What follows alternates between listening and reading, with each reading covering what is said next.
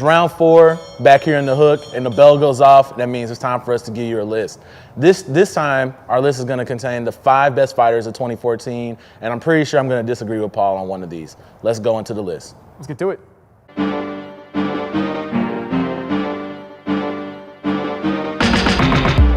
All right, so we're starting off the list with my man, Manny Pacquiao. Now look, I feel like a lot of people are probably gonna give me a lot of flack for this, but I don't give a damn. This is the year where Manny Pacquiao rebuilt himself. So he had a victory over Tim Bradley. Let's be honest, it was the second time that he beat him, not the first. And then he also had just a blowout victory against Chris Algieri. But it's not so much like those 2 guys that he beat. What really matters is that in 2014, he rebuilt himself as the number 2 fighter on the pound-for-pound list. He reestablished himself in everyone's mind as making the super fight with Floyd Mayweather like palatable again. Nobody wanted to see that fight after he got knocked out by Juan Manuel Marquez. He's erased that from the memory, and now who doesn't want to see Manny Pacquiao against Floyd Mayweather? That's why number 5 fighter of the year, 2014.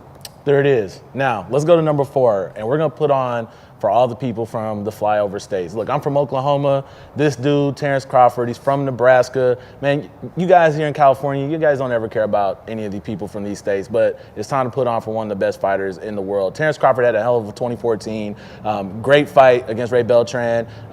You all remember the great fight against Yuriorkis Gamboa as well. I mean, fight of the year as far as I'm concerned. But most importantly, he's doing a couple of things that matters. One, he's putting on for Omaha, Nebraska. He's repping the hometown, which is always dope. And number 2, he's changed his reputation from being someone who might be considered a boring fighter to now being one of the slickest, sharpest fighters in the game. So we're giving a big time salute.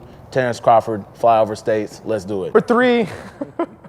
Number 3, Triple G, Gennady Golovkin. Man, Yes. This guy continues to be, he was on the Sports Fan Journal's top 5 last year. Yes, he was. Well-deservedly. And he's there again. Why? Because all the man does is knock people out and make exciting fights while doing it.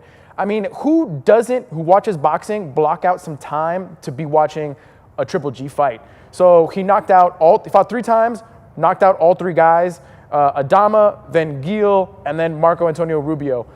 I mean, what more can you ask from this dude? I know that in 2015, this is the year where we're finally gonna start adding some bigger names onto the list, but I bet you the performances are gonna continue to be as dynamic, as exciting, and most likely as full of knockouts. Full of knockouts. That's what we need. Hell Shout yeah. out to Triple G. Now, number 2, it's time to talk about the Crusher.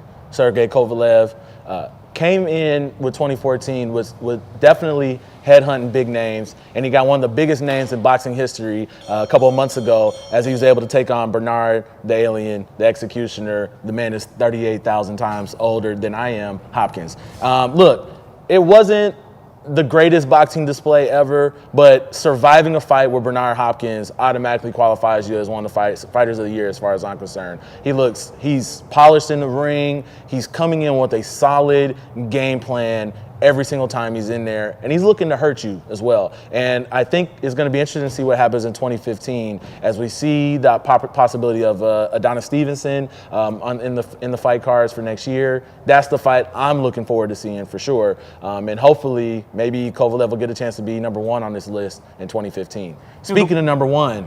Well, okay. I was going to add one more thing about, one of the other reasons why I think the Crusher gets on there is that he knocked the dude out with a body punch with a jab. I mean, I honestly can't remember the last time somebody got knocked out with a body punch that was a jab. I mean, that was just crazy. So between that and also taking the lineal title, beating up on, sorry, not the lineal title, that's Adonis Stevenson, but after beating up our boy Bernard Hopkins, like, you've got to be on the top list. And he didn't do it in like a bum rush fashion. Mm-hmm. He was patient. He boxed well. He thought in the ring and beat Bernard Hopkins. Right. That is a big damn victory for him. So I feel like Kovalev should be number 1.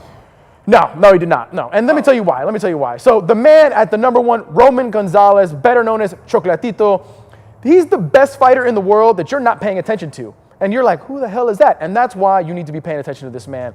Fought 4 times this year, several knockouts. He's undefeated. He's about 43-0 right now. I can't remember. I got to check the record books again. But the man does nothing but win, and he's a great mix of boxer, puncher. He thinks in the ring. When a couple of weeks ago, Golpe a Golpe on ESPN, shout out to those guys.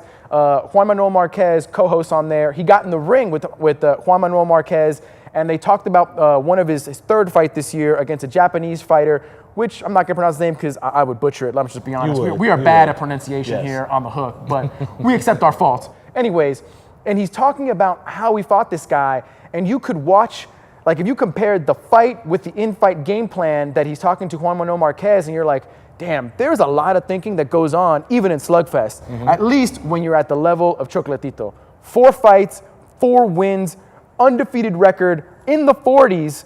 This dude just deserves his praise, and we're going to give it to him right here on The Hook, man. He put on a stellar 2014. I'm just not sure how much better it gets. So you're going to put somebody on the pound for pound list of number 1 that I've never heard of in my life? That's exactly what we're going to do. And let me tell you why. Look, your skills in the ring and the year that you had does not equate to marketability. Right. And let me tell you what that really means. A couple of years ago, there was a fighter. He was really humble, probably one of the best fighters in the world, and he was beating everybody at the lighter weight classes. He was giving these really humble interviews, thanking God, thanking his family. You know, it's like, I work really hard and just as humble as could be. You know what his name was? Because he's popular now. You know Floyd? Yeah, Floyd Mayweather Jr., when he was the nice guy that everybody says that they want him to be, no one paid attention to him. No one gave a damn about what he was doing and how good he was. It's only when he turns heel that all of a sudden his marketability shoots through the roof, his pay-per-view numbers shoot through the roof. So what does that mean, right? The best fighter in the world can be a complete unknown. He can have a stellar year like Chocolatito, and nobody gives a damn. And at the end of the day, I'm willing to bet this. Last week, we had a list. Top 5 druggies in boxing. Yep. If Chocolatito acted like one of those guys for a weekend, maybe had a couple of run-ins with TMZ and maybe a little bad habit, you know, a little Vegas trip, I have a feeling that everybody would be like, Chocolatito, like that name would be like branded on t-shirts all of a sudden. But because he's not doing that, because he's staying kind of quiet, he's a lighter guy, he's just not getting his props. But 4 fights, 4 victories, perfect record. This dude's our number 1. Chocolatito, let's go ahead, get into Vegas. Let's get around a whole bunch of salacious women, start making wild bets, talk crazy in the camera, cuss out Max Kellerman, do all that fun stuff, and then hopefully we'll get you number 1 on the list again, and then I'll know who you are. That's our top 5 fighters of 2014. Let's go to the final round.